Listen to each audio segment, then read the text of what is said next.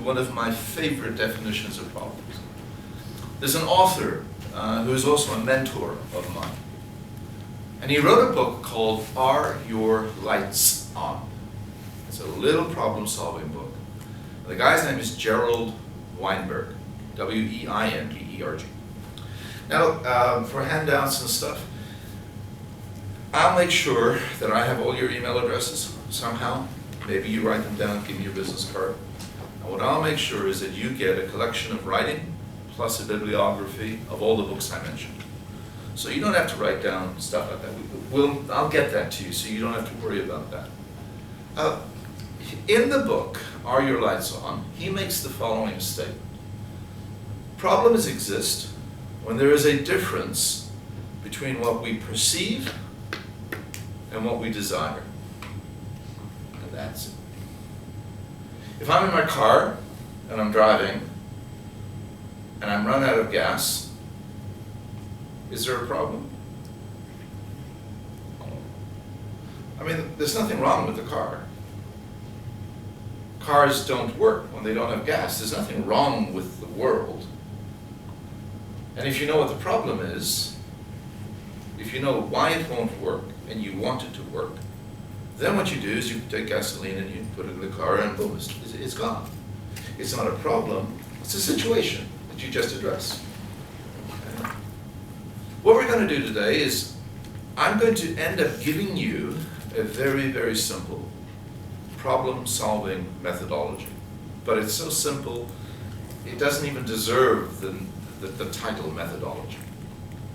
But it's the process I've been using all of my life. And in a way, it's based out of this book. But if you read this book, you won't find it written down. It's my distillation of what this book is all about. This is how to solve it. It's essentially a mathematics book, but it's for someone getting into mathematics. And in mathematics, that's all we do. We solve problems. We drink coffee, and we turn the coffee into problem solving, into solutions. But it is the best book on problem solving that is out there as a primer. It's by a guy by the name of George Polya, P-O-L-Y-A. It'll be in the bibliography. It is primarily a math book, but it's simple math. And if you really want to start getting an understanding about how to think about problems, this is a really good place to start. Okay? I'm going to give you our first problem. You walk into a room, into an office, and in the office you notice on a desk there's a computer, but it's not plugged in. It's a desktop computer, it's not an iPad. It's a desktop computer, it's not plugged in. Next to the desk, there's a woman. She's sitting on the desk with the computer. You walk into the room. Where are you? This is you. You walk into the room, and the woman says to you, "My computer doesn't work. It's not working." Here's what I want you to do. Have a conversation. Tell me, what is the problem in this situation?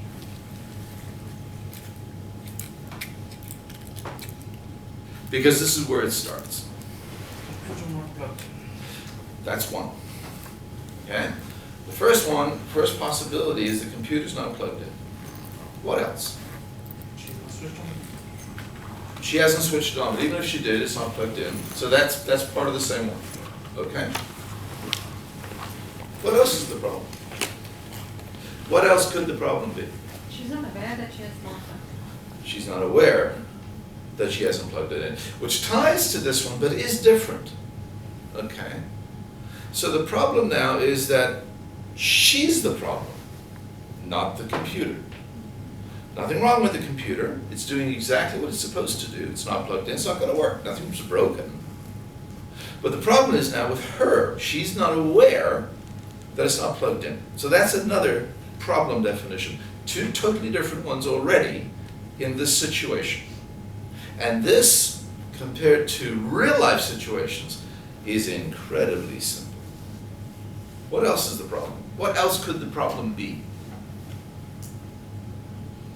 actually is not working, it's fully charged, so it need not be plugged in. Yeah, it's a desktop, so there is no concept of charging. Oh, okay. Okay, that's why I said it's not an iPad. I'm just using that for an illustration. I made a mistake. Okay. What else could it be? She doesn't know how to operate it. That relates to she's not aware that it needs to be plugged in. Okay, so that's that probably falls one into part. that category. Otherwise, she doesn't know how to Yes. Yeah. use it. Yeah. And in which case, she's the problem, She's the problem. not the computer. What else could it be though? She was addressing probably the wrong person. Hmm? She was addressing the wrong person. Maybe the person who was there. She's speaking to the wrong person. Yeah, I'm the mail delivery guy. The problem is, she's asking the wrong person to solve it. So now we have 3 different problems, totally different from each other, in the same situation. What else could be wrong?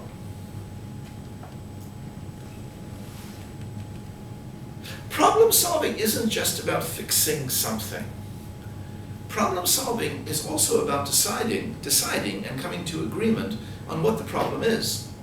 And right now we have 3 different problems, totally different, that require totally different solutions in the exact same situation. What else could be the issue? There's probably no electricity board on which she wants to plug the. Okay, that relates back to the computer, that there's a problem with the computer. It's a little bit different that it's not plugged in. So, yes, but related to the same category. Now understand, I'm not saying that yours is wrong or yours is wrong. I'm actually saying yours is right, and yours could be right, and yours could be right.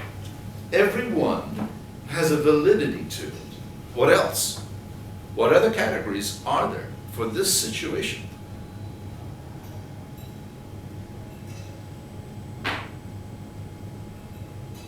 The lady is sitting on a wrong computer probably. This is not even her office. That's not her computer. Her computer's upstairs. So that's another assumption that I've assumed, or we've maybe assumed, that this is the computer she's talking about. That's not anywhere in the description I gave you. It's an assumption. And it's the wrong assumption. You could go and plug the computer in and say, it's working now. She says, no, it's not. And you go, what do you mean it's not? I'm working on it. I got the spreadsheet up and running. It's working fine. She says, that's not my computer. So that's a different problem. What other problems could it be? The computer actually is not working, it is actually defective. It could be dead, but that goes back to the computer issue, and so it's the same category. What I'm looking for are totally different categories from the same situation. You're trying to set up a business, you're trying to set up hospitals. There are other ways to think of that. In Canada, we have a shortage of doctors. They cost too much. So there's a problem, how do we get more doctors? And what they've decided is, you know what, we have lots of nurses. Maybe if we give nurses the skills to look at certain types of illnesses, a fever, and that's it. If you had nurses taking care of fevers and colds and some antibiotics and how to stitch up, you don't need a doctor to stitch a wound if a nurse has been trained to stitch a wound. So if you can offload some of the tasks to the nurses, then you have a reduced need for the doctors. So you're solving the problem of not enough doctors by not hiring more doctors, which might be our first thought. But there are other ways to approach it. And this exercise is about that.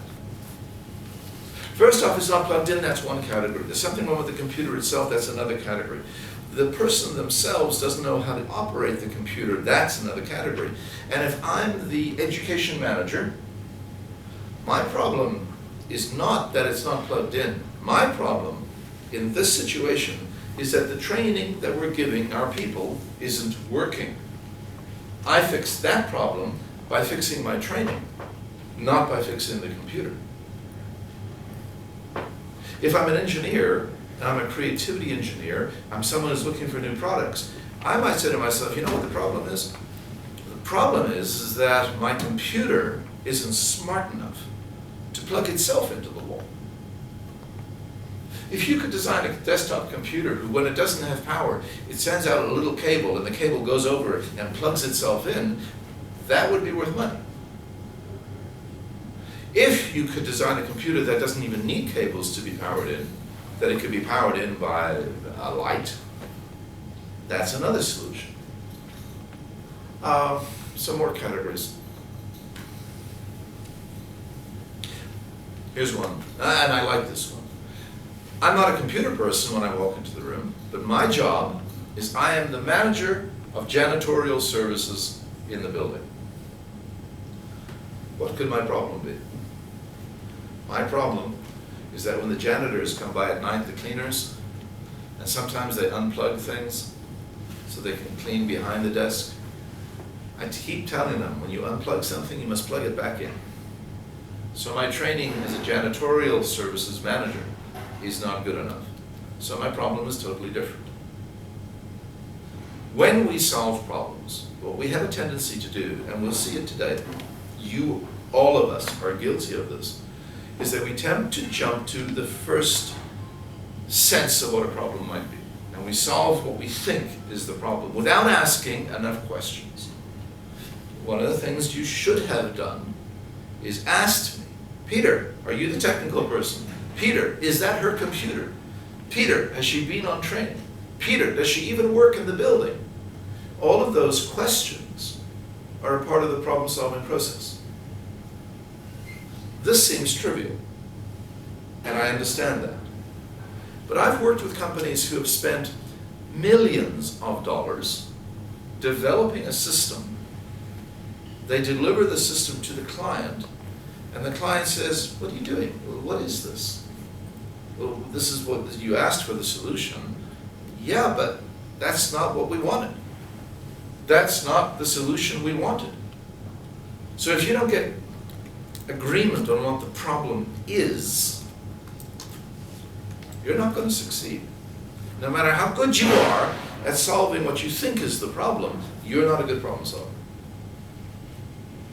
This is how I think about problems. It's not just the technical skills. It's the people skills, the relationship skills. It's when we make assumptions and how do we check whether or not we're making an assumption or not. So that's what today is all about. Questions. You're very quiet. Three men, very quiet.